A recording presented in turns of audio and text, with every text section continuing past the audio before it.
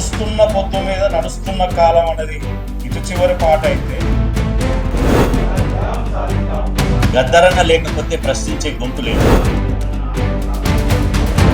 శరీరంలో బుల్లెట్ దింపిన నువ్వు కొట్టిన బుల్లెటే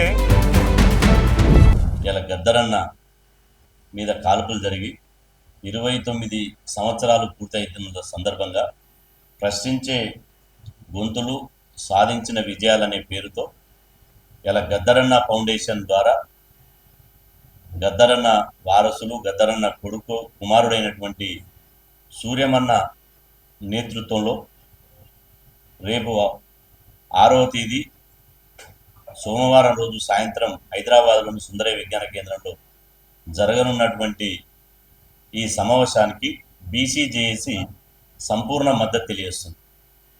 గద్దరన్న ఒక వ్యక్తి కాదు, కోట్లాది మంది ప్రజల గుండె చప్పుడు, కోట్లాది మంది నోరు లేని, కోట్లాది మంది అణచివేయబడ్డ, కోట్లాది మంది పేద ప్రజల గొంతుక గద్దరన్న.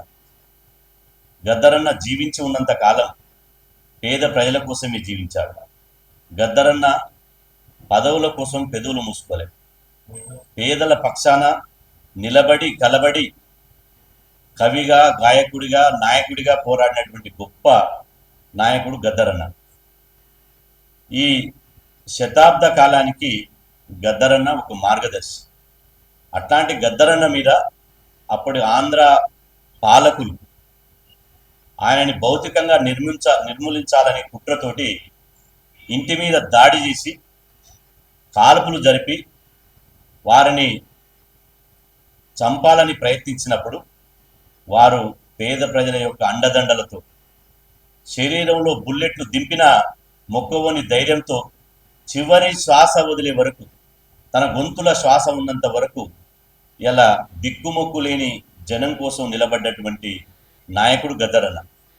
గద్దరన్న మీద కాల్పులు జరిగి ఇప్పటికి 29 ఏళ్ళైనా ఆ దోషులు ఎవరో ఇంతవరకు ప్రభుత్వాలు తేల్చలే, వాళ్ళని పట్టుకోలే, వాళ్ళని శిక్షించలే.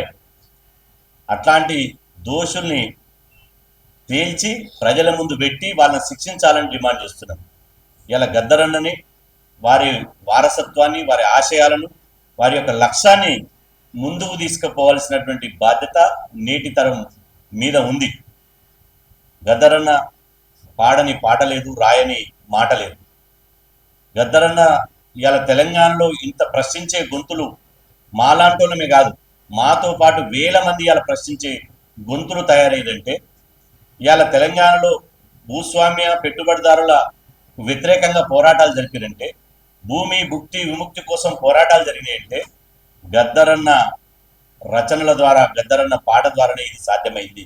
గద్దరన్న లేకపోతే ప్రశ్నించే గొంతు లేదు. గద్దరన్న లేకపోతే ఈ తిరగబడేటువంటి పోరాటం లేదు. ఈ తెలంగాణ మట్టి పరమలం మన గద్దరన్న. అట్లాంటి గద్దరన్న యొక్క ఇలా 29 సంవత్సరాల సందర్భంగా పుస్తకావిష్కరణ సూర్యమన్న నేతృత్వంతో ప్రతి సంవత్సరం సుందరయ్య విజ్ఞాన కేంద్రంలో ఇలా గద్దరన్న యాదిలో బ్రహ్మాండమైన సభ పెడుతుంది. కాబట్టి బీసీ, ఎస్సీ, ఎస్టీ, మైనార్టీ, అగ్రకుల పేద బిడ్డలందరూ ఆ రోజు సాయంత్రం జరిగేటువంటి సభకు పెద్ద ఎత్తున తరలి రావాలని చెప్పి నేను విజ్ఞప్తి చేస్తున్నా. ఎందుకంటే గద్దరన్న ఫౌండేషన్ యొక్క కార్యక్రమాలు మామూలు కావు. ప్రభుత్వం ఇంకా గద్దరన్న అవార్డులు ఇచ్చింది, కానీ గద్దరన్న యొక్క కాస్య విగ్రహాన్ని, స్మారక కేంద్రాన్ని, గద్దరన్న యొక్క ఫౌండేషన్ చాలా డిమాండ్లు ఉన్నాయి, అవి ముందుకు తీసుకుపోవాలి. కాబట్టి లక్షలాది కోట్లాది గొంతులం గద్దరన్న ఫౌండేషన్కు, సూర్యమన్నకు మద్దతుగా నిలబడాలి. దానికోసం రేపు 6వ తారీఖు నాడు జరిగేటువంటి ఈ ప్రశ్నించే గొంతులు సాధించిన విజయాల సభకు వేలాదిగా తరలి రావాలని చెప్పి మీ ద్వారా ఇలా బడుగు బలైన వర్గాల ప్రజలందరికీ మేము విజ్ఞప్తి చేస్తున్నాం. గద్దరన్న ఈ పీడిత ప్రజల కోసం, తరతరాల విముక్తి కోసం పోరాటం చేసినటువంటి నాయకుడు. కాబట్టి గద్దరన్న ఆయనకి ఏమిచ్చినా తక్కువే ప్రభుత్వం. కాబట్టి గద్దరన్న యొక్క డిమాండ్ను ఆ రోజు సూర్యమన్న నేతృత్వంలో ప్రభుత్వం ముందు పెడతాం. ఖచ్చితంగా గద్దరన్న యొక్క సాహిత్యాన్ని, కళలను వాళ్ళని బతికించడం కోసమే పనిచేస్తున్నారు. ఇలా ఓ రాజకీయ నాయకుడు చిన్న కార్పొరేట్ అయితే కోట్ల రూపాయల ఆస్తులు లేకపోతే వాళ్ళ వారసులకు పదవులు, మంత్రి పదవులు ఉన్నాయి. గద్దరన్న తలుచుకుంటే పదవులు ఆయన కాలి గూటితో సమానం. పదవులను లెక్క చేయకుండా, కుటుంబం కోసం పాటుపడకుండా ఇవాళ కోట్లాది మంది ప్రజలే తన కుటుంబం అనుకున్నాడు. అట్లాంటి గద్దరన్న అందరికీ ఆదర్శప్రాయుడు. ఖచ్చితంగా వారి ఆశయాన్ని ముందుకు తీసుకుపోవడమే మా లక్ష్యంగా పనిచేస్తుంది. పొడుస్తున్న పొద్దు మీద నడుస్తున్న కాలం అనేది ఇటు చివరి పాట అయితే, మొదలు పాట అమ్మా తెలంగాణమా ఆకలి కేకల గానమా అనే ఆ విత్తనము ఫలించింది తెలంగాణ ఉద్యమంలో. అదొకటే కాదు, గద్దరన్న అనేక సామాజిక కార్యక్రమంలో పాల్గొన్నా ఉన్నారు. అవన్నీ కూడా రేపు మనం మాట్లాడబోతా ఉన్నాం. సభలో ఒక పుస్తక ఆవిష్కరణ కూడా జరుగుతా ఉంది మిత్రులారా. ఆ పుస్తకం పేరు కలల కావత్తు.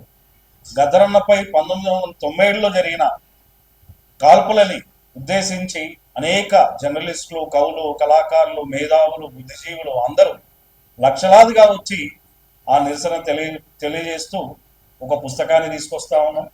ఆ పుస్తకం పేరు కలల కావత్తు.